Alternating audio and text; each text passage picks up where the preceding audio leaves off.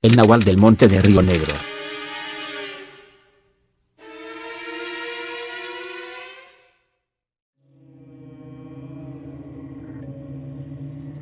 Hola gato macabro. ¿Qué onda? Soy un seguidor leal de tu canal desde que empecé a ver tus videos de nahuales como hace 3 años. Me llamo Carlos Mendoza y soy de Guatemala City, Guatemala, aunque crecí en un pueblito del departamento de Izabal, rodeado de selvas. Tus relatos de nahuales y apariciones me han mantenido despierto muchas noches. Espero que la uses en un video, sería épico. Aquí te la dejo. En las tierras selváticas del departamento de Izabal, Guatemala, donde el calor sofocante se mezcla con el zumbido de insectos, hay un pueblo llamado Río Negro. No es uno de esos lugares turísticos con playas cristalinas, es un rincón olvidado, lleno de casas de madera, calles atestadas de gente durante el día, pero que al atardecer adquiere una vibra pesada. Ahí crecí yo, bajo el techo de mi abuela, una mujer menuda pero fuerte. Ella se dedicaba a criar pollos en un corral improvisado detrás de la casa, vendiéndolos en el mercado local para sobrevivir. Los días pasaban entre el cacareo de las aves y las historias que me contaba al anochecer, junto a una vela parpadeante. Cerca de Río Negro se extendía el monte, como lo llamábamos. No era un bosque vasto como los de Petén, sino un pedazo denso de vegetación. Sumergirse en él era como entrar en otro mundo, un silencio opresivo roto por el ocasional graznido de una urraca. Mi abuela siempre me advertía, no vayas solo al monte, mijo. Ahí vive el maligno, el que cambia de forma y se lleva a los curiosos. Yo, siendo un chaval de 16 años, no creía nada de esas cosas, pero algo en su mirada, me hacía obedecer. Siempre me acompañaba cuando íbamos a recoger leña, con su machete en mano y rezos. Una tarde mi abuela había viajado a Morales, un pueblo vecino, para visitar a una prima enferma. Se llevó el autobús temprano, dejándome a cargo de la casa y los pollos. El sol se ponía rápido en Izabal, y el cielo entre las nubes cargadas de lluvia. Estaba en el corral contando las aves cuando oí un grito agudo proveniente del monte, el chillido desesperado de una gallina. El sonido era de pánico puro, como si algo la estuviera arrastrando hacia la oscuridad. Mi mente saltó a lo peor, a rateros. En Río Negro, los ladrones de ganado eran comunes, escabulléndose en la selva para robar lo poco que teníamos. Sin pensarlo 2 veces, agarré el arma de fuego de mi abuelo, y corrí hacia el monte. El sudor me pegaba la camisa a la espalda. El sendero era oscuro y las ramas bajas arañándome los brazos como dedos huesudos. Salgan de ahí, malditos, el instinto me decía que guardara silencio. Las urracas, que solían armar un escándalo ante cualquier intruso, estaban mudas. El monte entero tenía un silencio sobrenatural. Avancé un poco más, agachado entre los arbustos, y entonces lo vi. A unos metros, entre unos árboles caídos, había una criatura encorvada sobre el suelo. Al principio, pensé que era un hombre encapuchado, un ladrón. Pero no. Su silueta era deformada, inhumana, hombros anchos y jorobados, piel oscura y peluda que brillaba. Y su cabeza. Su cabeza era la de un venado. Cuernos ramificados, hocico alargado, ojos negros como pozos. En Izabal no hay venados, esos animales pertenecen a tierras más frías, más al norte. Esta cosa no era natural. Se movía de forma extraña. En sus garras llevaba 3 de nuestras gallinas, inertes. Las plumas flotaban en el aire como nieve macabra. La criatura levantó la cabeza, y juro que sus ojos se posaron en mi dirección. Un escalofrío me recorrió. Esa cosa era un nahual, uno de esos brujos que cambian de forma según las leyendas mayas y garífunas que mi abuela me contaba. Un ser que robaba almas en la noche, disfrazado de animal para cazar sin ser visto. Retrocedí sin atreverme a disparar. ¿Y si fallaba? ¿Y si eso solo lo enfurecía? El nahual se irguió sobre sus patas traseras, alcanzando una altura descomunal, como un hombre estirado. Emitió un sonido que jamás había escuchado pero sonaba como amenaza. Uy. Corrí de vuelta a la casa, el aliento quemándome la garganta.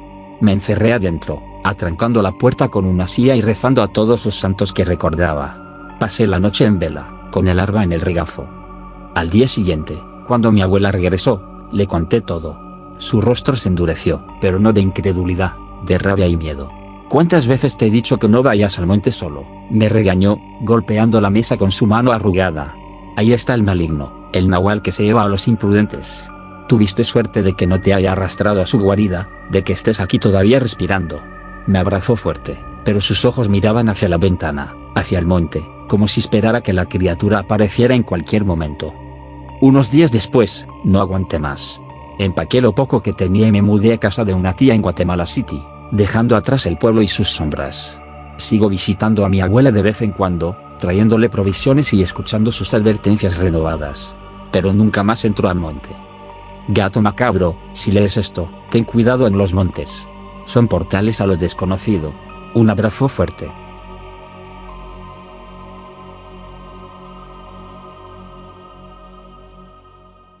La mujer con patas de ave.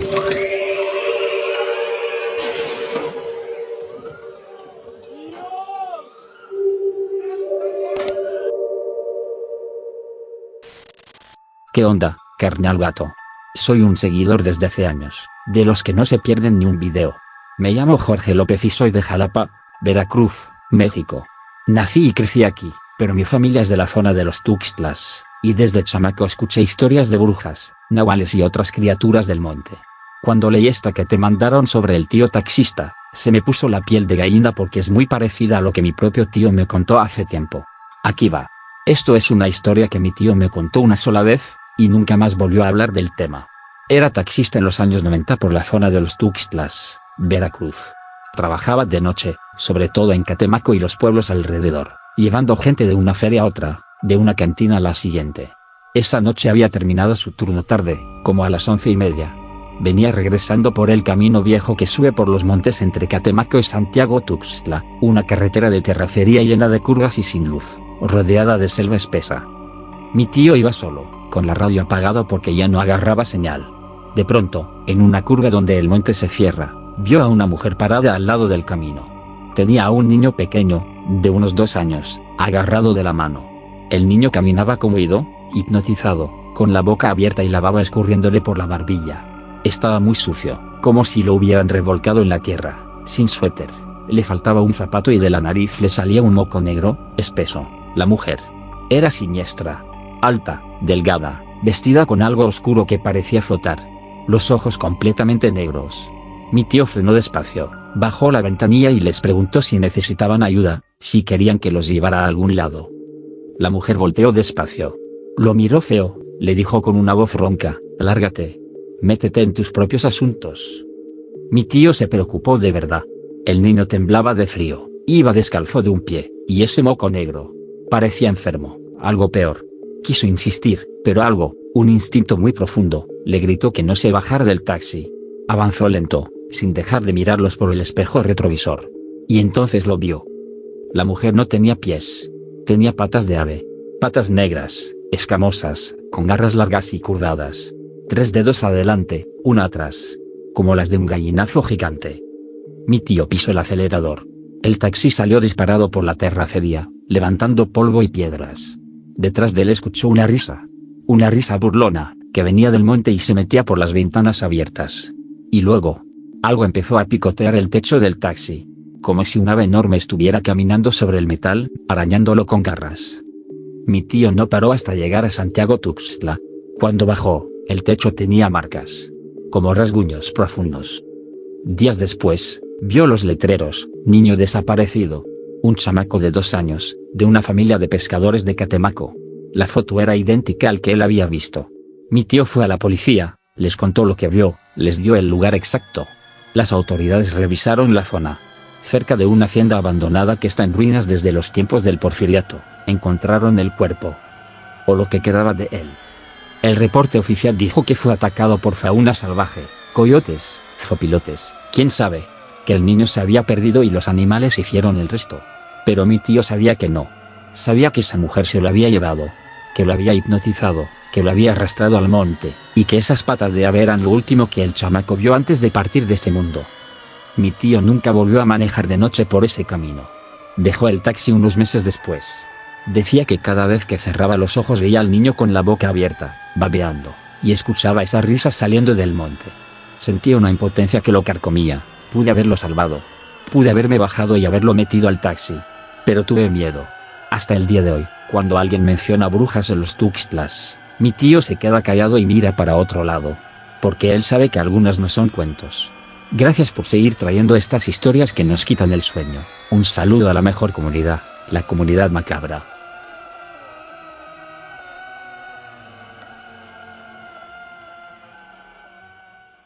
El cambiapieles de la cabaña olvidada. Mom, Where were you? Why didn't you save me? Why? ¿Qué tal? Soy un seguidor empedernido de tu canal desde que descubrí tus videos sobre Skinwalkers. Me llamo Miguel Torres y soy de Flagstaff, Arizona, EWA, una zona rodeada de cañones donde las leyendas navajo aún se cuentan con bastante miedo. Tus relatos de nahuales y apariciones me han hecho cuestionar muchas cosas de mi propia tierra, y cuando vi la historia que te mandaron sobre esa cabeza parlante, me inspiré para mandarte mi historia. La siguiente es una historia que la he compartido en pocas ocasiones. Crecí cerca de la Reserva Navajo, en el norte de Arizona, EWA. En ese entonces era todavía más solitario que ahora. Un lugar tranquilo, ya sin más movimiento que el de quienes vivíamos ahí en ranchos humildes cercanos a los cañones profundos.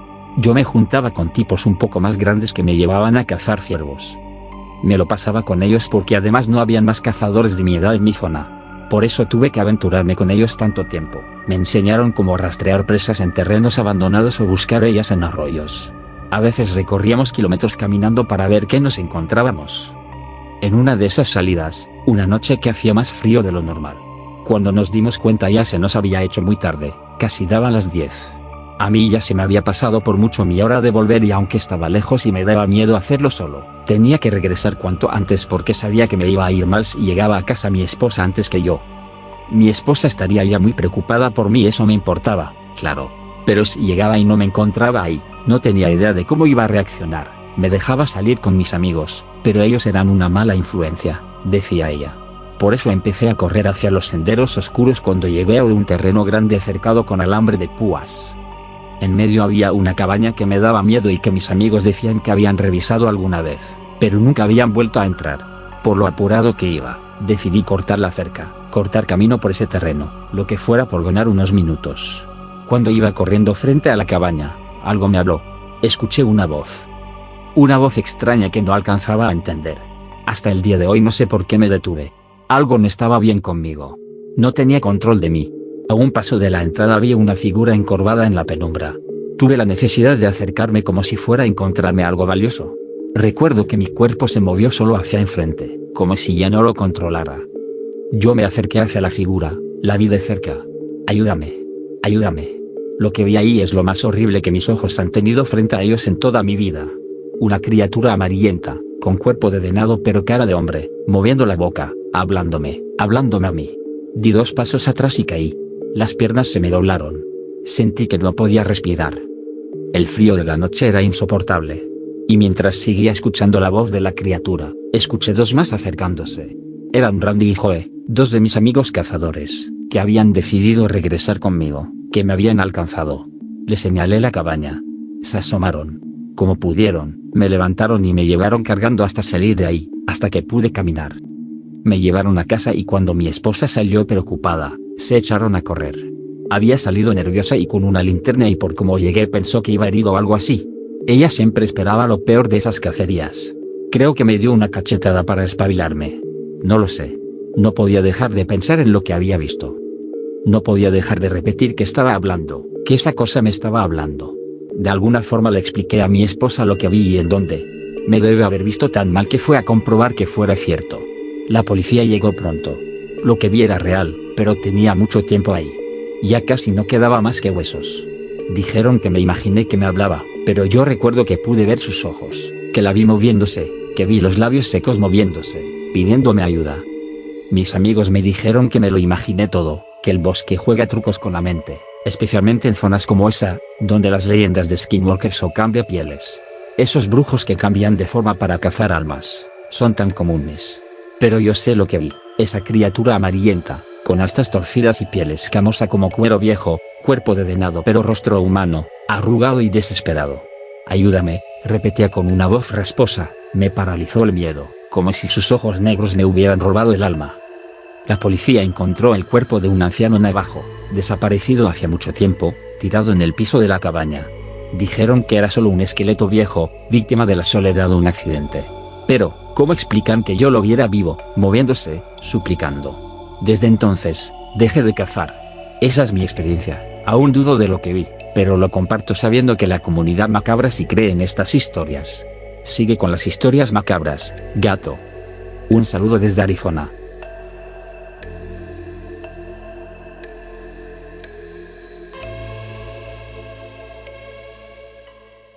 La serpiente emplumada y la mujer del barranco.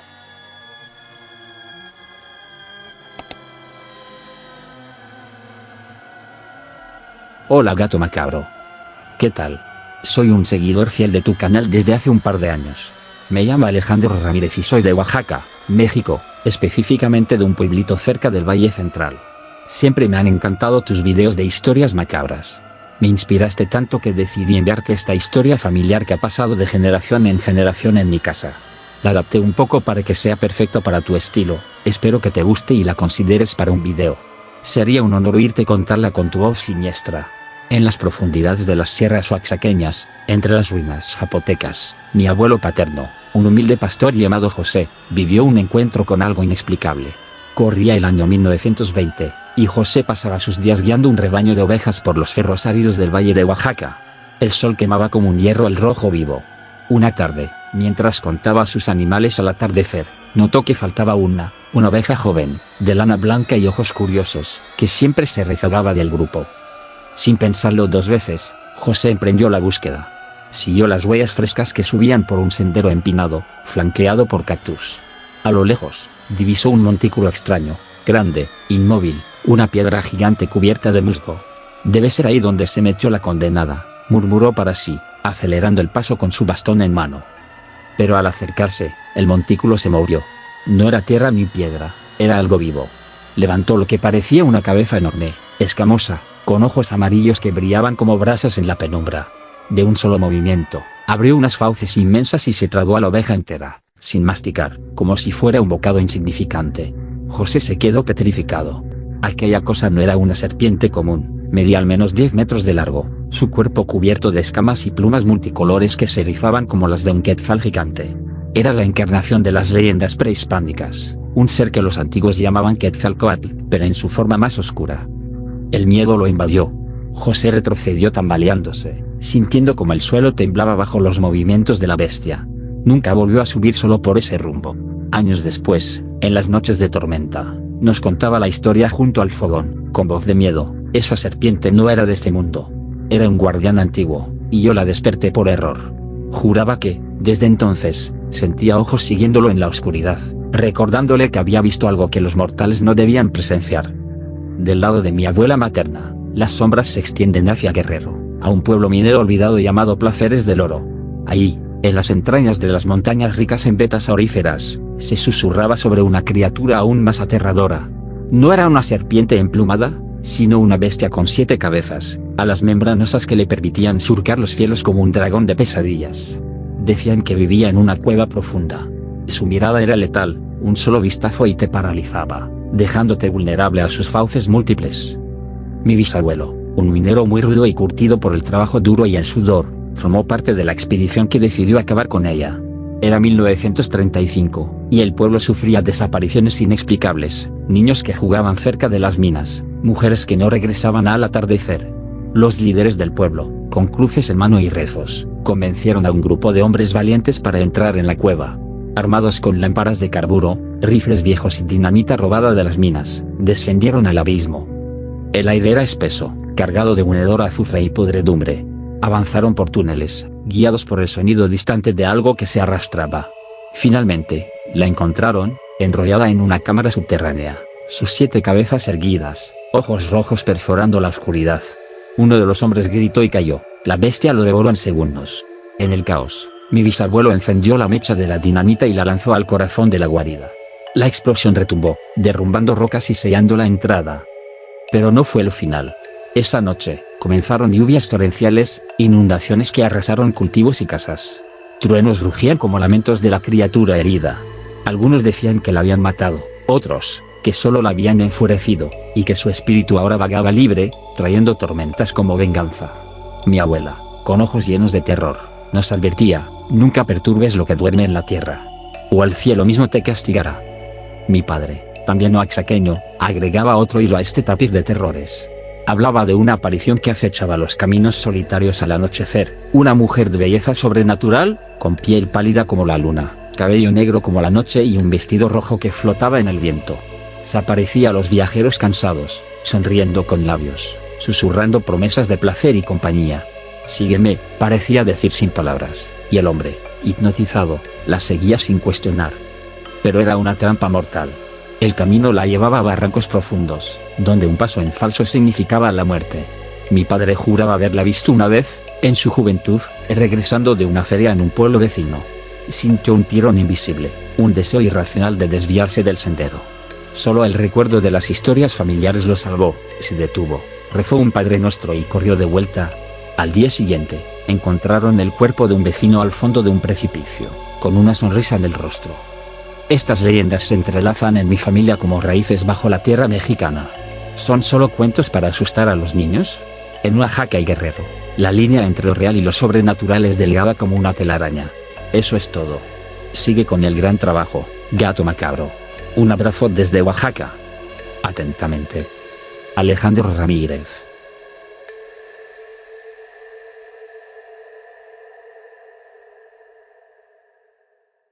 Un skinwalker imitó mi voz.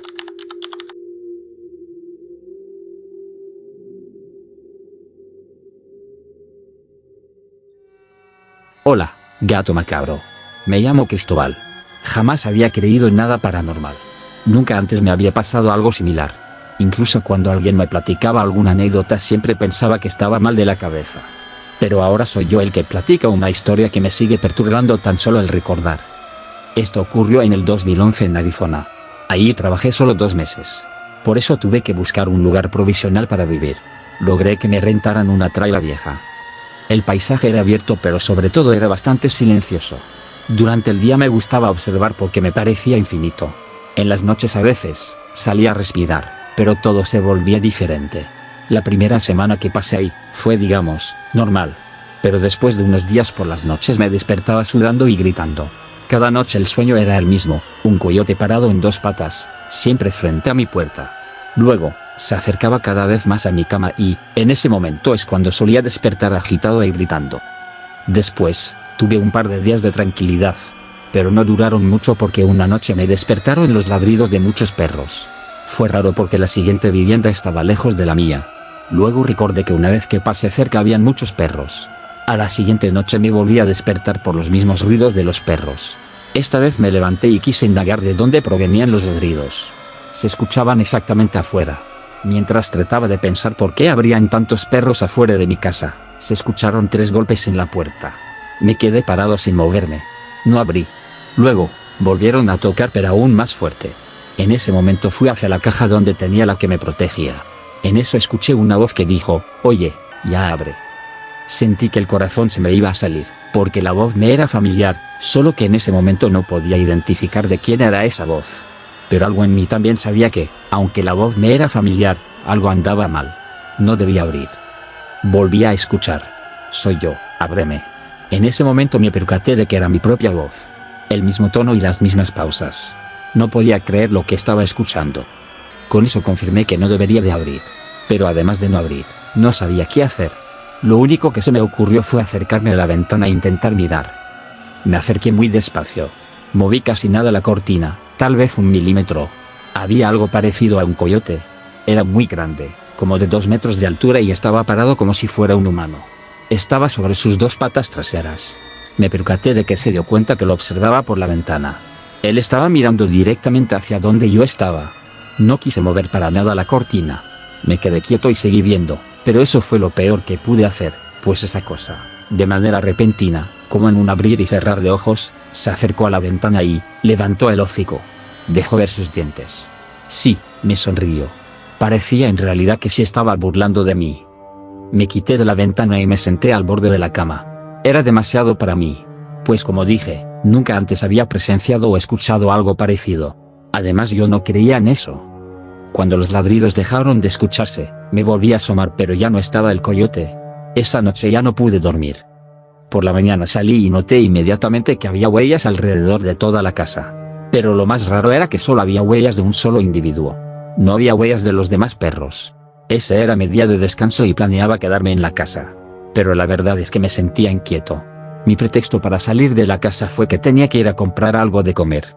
Fui al supermercado del pueblo. Me llevaba muy bien con el señor que atendía. Era un anciano que solía estar muy serio siempre, pero por alguna razón yo le caía bien y solíamos intercambiar más que un hola o un ¿cómo estás? En cuanto entré al supermercado me dijo, termina de llenar tu café, y me hizo una seña para que fuera atrás, donde tenía una salita, porque la tienda en realidad era parte de su casa. Cuando me iba sentando me dijo que le platicara qué había pasado. Por un momento pensé que alguien le había platicado que me habían hecho una broma o algo parecido. Pero me dijo con una expresión seria, no se te ocurra abrir ni asomarte por las ventanas. Los que viste y escuchaste no eres tú ni es alguien familiar. No quise indagar como sabía.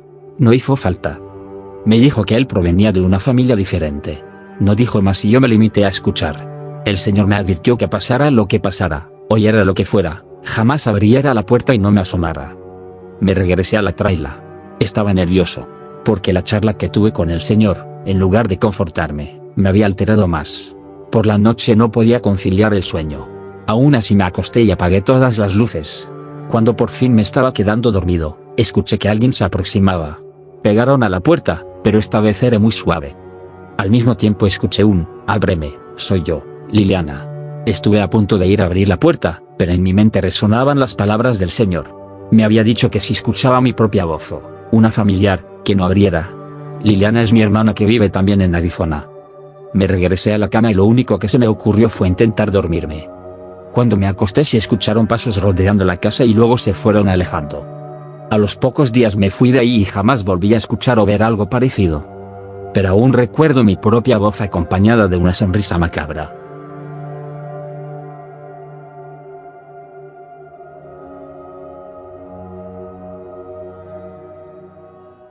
El nahual del Cerro de la Estrella.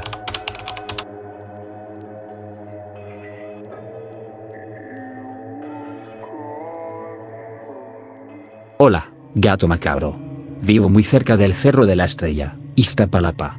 Hace varios años me metí a trabajar de seguridad para una empresa grande y tenía que doblar turnos y hacer muchas horas, básicamente. Por lo que llegaba a mi casa de madrugada o me iba muy temprano. Cuando vives cerca de un cerro creces con historias de todo tipo. Sobre todo ahí, que es un lugar ancestral muy importante. A la mayoría de las personas les ha pasado algo o han visto cosas que no son de este mundo. Yo no soy la excepción, pero de todas esas cosas que me han pasado hay una que me dejó marcada para toda la vida. Una noche, o más bien madrugada, cuando me iba a trabajar, me estaba preparando para salir de casa. Ya sabes, el desayuno, el baño y preparar la comida que tenía que llevarme. Además, tenía que darles de desayunar a mis perros y sacarlos para que hicieran sus necesidades. Eran como las 4:30. Todavía estaba oscuro, pero ya se sentía ese frío ligero antes del amanecer. Abrí la puerta y salieron mis dos perros como siempre, corriendo hacia el pequeño terreno baldío que está frente a mi casa. Normalmente ladran por cualquier cosa. Si pasa un gato, ladran. Si escuchan un ruido en el cerro, ladran. Esa mañana no. Estaban muy tranquilos o más bien asustados. Yo pensé que habían visto algún tlacuache o algo así, pero no estaban viendo hacia el cerro. Estaban viendo hacia la calle. Mi calle es corta y termina en una subida que conecta con un camino de terracería que da hacia el cerro. Desde mi puerta se alcanza a ver esa parte. Al principio no distinguí nada. Todo estaba oscuro. Hasta que noté algo sentado justo en medio de la subida. Pensé que era un perro grande. Demasiado grande. Estaba sentado, de perfil, con la espalda recta. Estaba sentado sin moverse. Mis perros no ladraban. Solo estaban tensos, con el lomo erizado. Uno de ellos empezó a emitir un quejido bajo, como cuando tienen miedo pero no quieren retroceder. Yo di un paso hacia adelante para ver mejor. No podía enfocar bien porque por las prisas había salido sin mis lentes. Pero aún así, logré ver que eso se movió. Se levantó pero lo hizo muy lento. Sentí que me estaba mirando. Mis perros comenzaron a retroceder y, uno de ellos, comenzó a empujarme hacia atrás. De verdad que mi perrito retrocedía pero me empujaba para que yo también me fuera con ellos. Era evidente que no era un animal normal. Cuando iba retrocediendo con mis perros me percaté de que ese animal, perro o lo que fuera, tenía los ojos rojos. Después se puso de pie y sus patas traseras se extendieron, se veían extremadamente largas. Su torso estaba torcido pero aún así se veía muy alto, mucho más alto que cualquier persona de mi colonia. No tenía proporciones normales. El cuerpo parecía de animal, pero la postura era de alguien que sabe caminar a dos pies. Mis perros retrocedieron, ambos lo hicieron hasta pegarse a mis piernas. Ahí nos quedamos los tres parados. Yo no podía moverme, mucho menos cuando la cosa dio un paso hacia adelante. El sonido no era de patas. Era como si algo pesado pisara grava. Luego, Uno de mis perros me empujó y así fue como reaccioné. Dimos unos pasos hacia atrás, sin dejar de mirarlo. Yo iba volteando hacia atrás para no caernos y mis mascotas no dejaban de verle. Cuando íbamos a entrar a la casa, escuché que alguien decía mi nombre. Me quedé justo en el cuadro de la puerta porque la voz era la de mi mamá, pero ella ya no está con nosotros desde hace 25 años. Era imposible que fuera ella. Cuando volví a ver la cosa, se veía más cerca. Estaba a una distancia donde podía ver claramente su rostro. Parecía que traía una máscara en la cara, una de piel. No sé si han visto esa película de Texas, donde se ponen máscaras de rostros de verdad. Así, igualito se veía. Eso me hizo entrar corriendo a la casa y cerrar la puerta. Lo peor de todo es que ya me tenía que ir a trabajar. Sacar a mis mascotas es lo último que hago antes de salir de casa. En las casas de al lado vive más familia, mis tíos del lado izquierdo y un hermano a la derecha. Con toda la pena del mundo le marqué a mi hermano, pensando en que él ya estaría despierto preparándose para ir al trabajo también. Solo que él se iba más tarde. Le llamé a mi hermano y enseguida me contestó. Me dijo, no vayas a salir de la casa. Espérate una media hora, aunque se te haga tarde. Es mejor que te regañen en el trabajo a que salgas ahora. Le pregunté si pasaba algo o por qué lo decía. Solo me dijo, ya sabes por qué, tú también lo viste. Cuando se haya ido paso por ti para que nos vayamos juntos. Le dije que sí, estuve esperando media hora pensando en lo que había visto. Luego, mi hermano pasó por mí. Ya estaba amaneciendo bien y salían los primeros rayos de sol. En el trayecto nos fuimos compartiendo lo que habíamos visto. Él también había visto esa cosa, solo que no era la primera vez. Su esposa le dijo que era un señor que vive todavía más cerca del cerro, pero del otro lado. Dicen los vecinos que es Don Chema, un señor que tiene muchos años. Dicen que lo más seguro es que sea un nahual. Ya sabíamos de él pero nadie le tenía miedo ni lo tomábamos en cuenta porque nunca antes se había aparecido ni había espantado a los vecinos. Unos días después nos enteramos de que ya había fallecido. Un vecino nos dijo que unos maleantes entraron a su casa y lo encontraron. La policía revisó todo el lugar y encontraron cosas rarísimas. Cosas que no puedo platicar por estas plataformas. Nos dijeron que los nahuales toman la esencia de las personas para mantenerse con vida, que tal vez eso era lo que quería de nosotros pero no logró y por eso se fue.